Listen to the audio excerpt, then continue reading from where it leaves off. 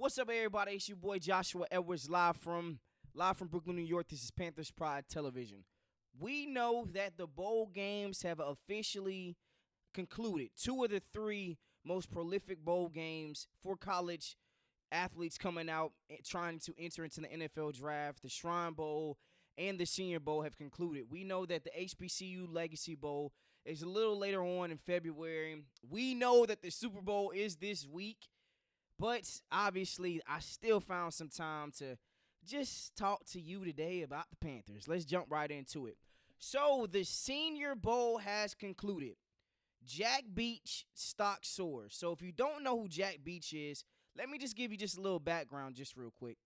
So if you guys remember during the college football national championship or playoffs, there was a terrorist attack in New Orleans. So there was a former player that played in college football who was killed during that tragic incident. And Jack Beach, that was his brother, Jack Beach. Jack Beach is a receiver from TCU, Texas Christian University, and he had an outstanding week this past week. So this is his superstar numbers this past season, TCU's budding superstar, Jack Beach. He played for LSU. He played for TCU.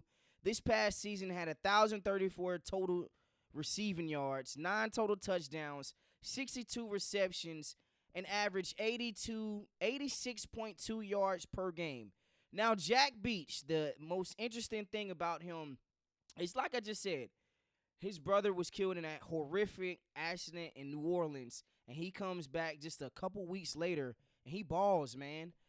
Jack Beach was the MVP for the Senior Bowl, had 6 catches, 68 total yards, and had the game-winning touchdown for the American team in the Senior Bowl. His coach called him the MVP this entire week. Jack Beach was saying, man, he knew that his brother was the reason why he excelled this past week. Now, Jack Beach, let's get into the numbers now. Let's really dive into exactly who he is. So, he is a big body receiver.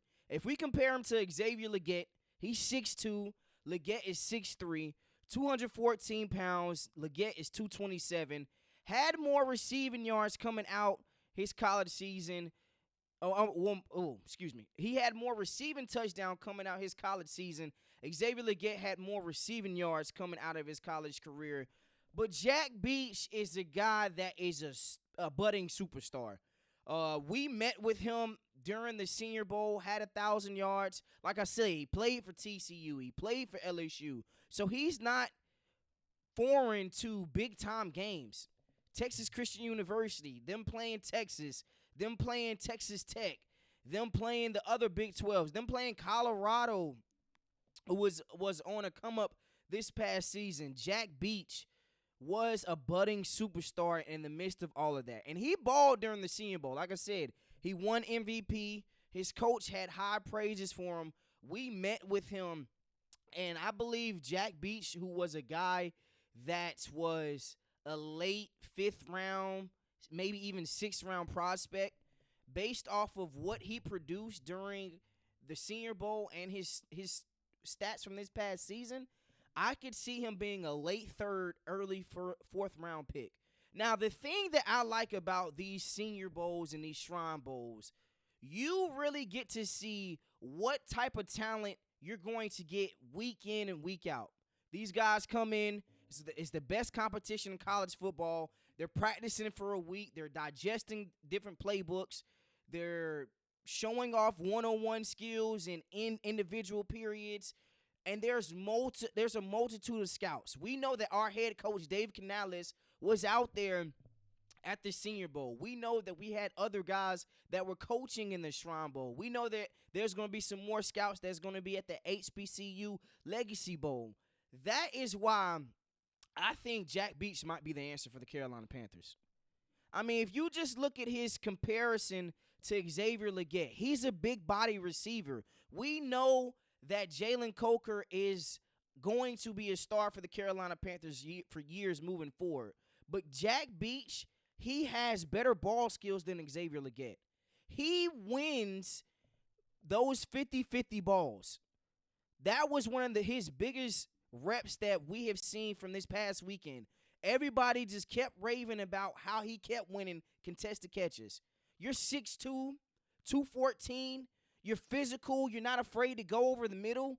That's where he's going to make his living right now. Like, we know Adam Thielen is on his way out of the door. What better way can Jack Betts, learn from Adam Thielen and really become a quality pro?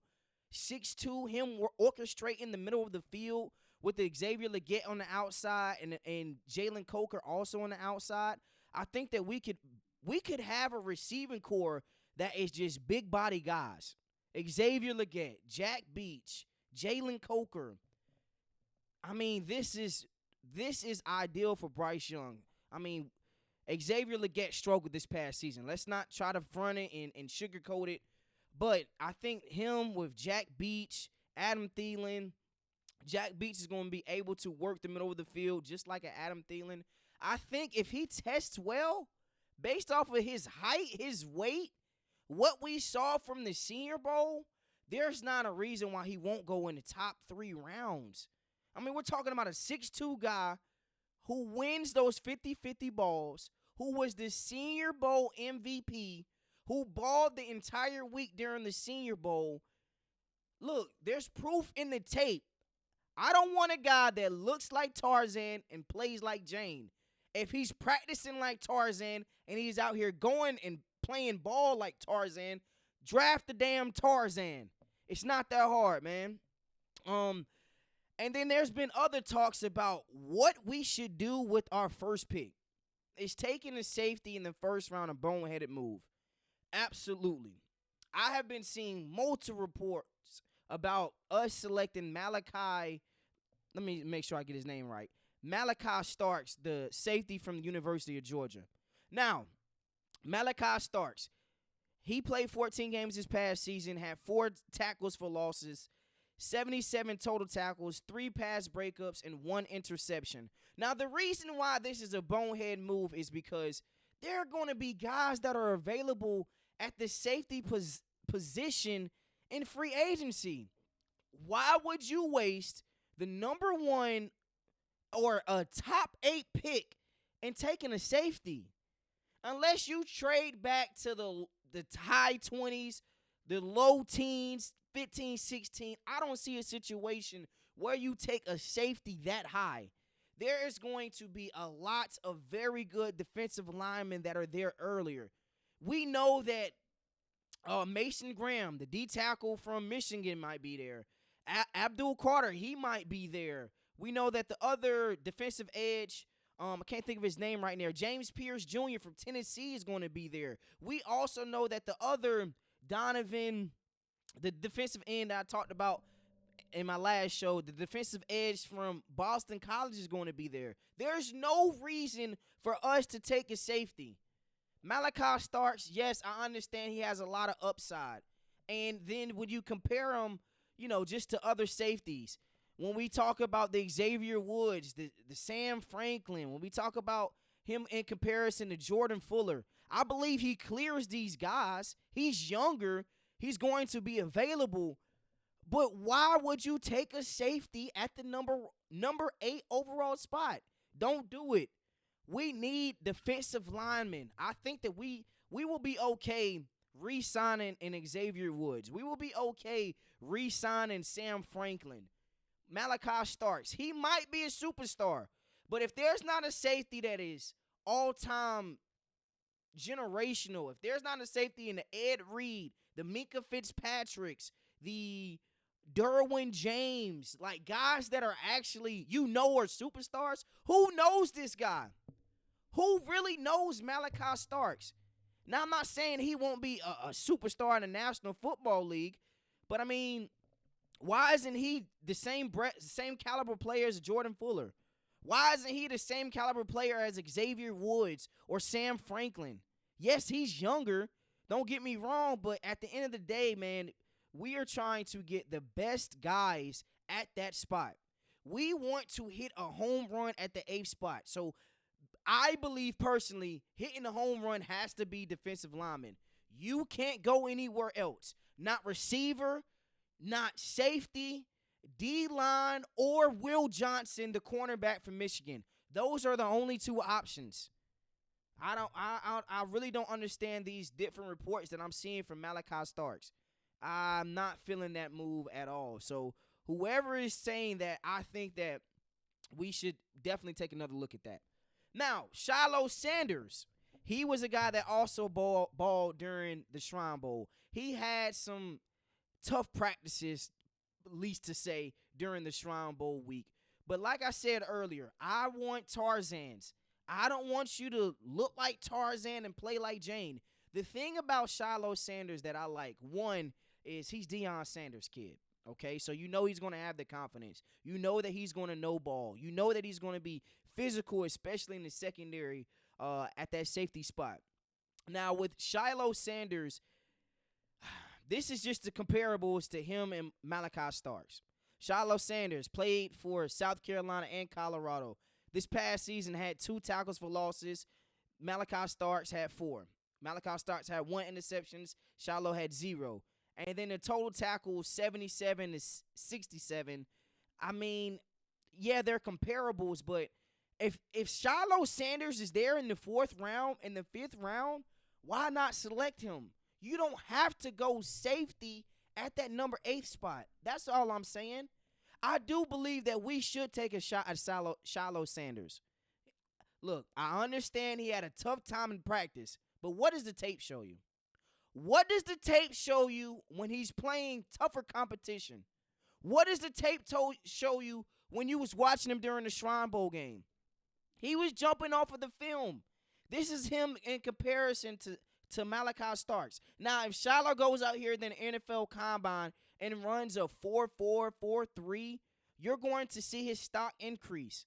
Malachi Starks. Now, if he goes out here and runs a 4.3, now we might have a different discussion. But I think that there's going to be other quality guys at the safety spot. You got the guy from Penn State coming out. You got the guy from Notre Dame. You got other safeties that are going to be there. You don't have to go out here and swing for the first pick and take Malachi Starks. That's not how we should do it. I think that we have other opportunities. Like I said, Shilo Sanders is a guy that I'm looking forward to, one, having communications with. I want to see how he tests. And I think that the tape doesn't lie. The eye in the sky does not lie. Women lie, men lie, numbers and the eye in the sky don't lie. So the Panthers, I think that we should just pause at the number 8 spot. D-line, cornerback. Shilo Sanders is a guy that we need to look into, especially into the draft, the later ends of the drafts, the round 4, the round 5. We should take a look at him. And now Jack Betch is a guy that is high on my board. 6'2", 214, 9 touchdowns. Hey, we cooking up. We are cooking up. These 3 guys are some guys that I like. Let's stay away from Malachi Starks, and we will be just fine.